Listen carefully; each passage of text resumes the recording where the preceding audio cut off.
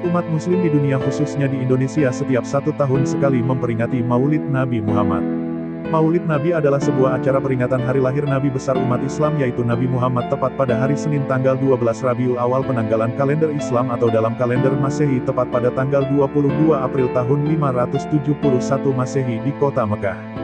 Di hari ini umat Islam diharapkan merenungkan kembali kisah Nabi Muhammad.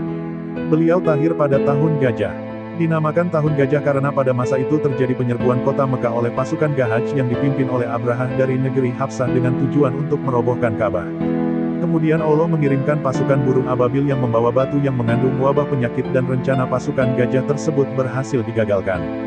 Diperkirakan jarak antara kelahiran Nabi Adam yang merupakan nabi pertama sekaligus manusia pertama yang diciptakan Allah di muka bumi dengan Nabi Muhammad adalah 6155 tahun.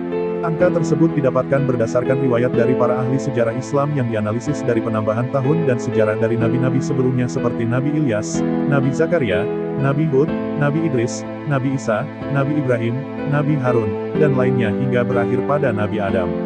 Kisah Nabi Muhammad perlu kita ketahui agar kita paham perjalanan beliau. Nabi Muhammad lahir dari rahim seorang wanita mulia bernama Aminah. Ia dibesarkan oleh ibu dan kakeknya Abdul Muthalib karena ketika Nabi Muhammad berusia 2 bulan, ayahnya yakni Abdullah meninggal dunia. Tradisi bangsa Arab kala itu yakni menitipkan bayi pada ibu persusuan. Kakeknya menyerahkan beliau kepada seorang wanita dari Bani Sa'ad bernama Halimah binti Suwaib As-Sadiyah.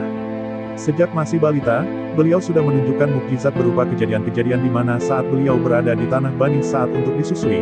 Saat itu Bani Sa'ad sedang mengalami musim kemarau panjang sehingga terjadilah musim pancakelik. Semenjak kedatangan beliau di sana, perlahan tanah di sekitar kediaman Halimah kembali subur dan bisa ditanami oleh berbagai tumbuhan. Kita mulai membahas kisah Nabi Muhammad dari masa kecil beliau.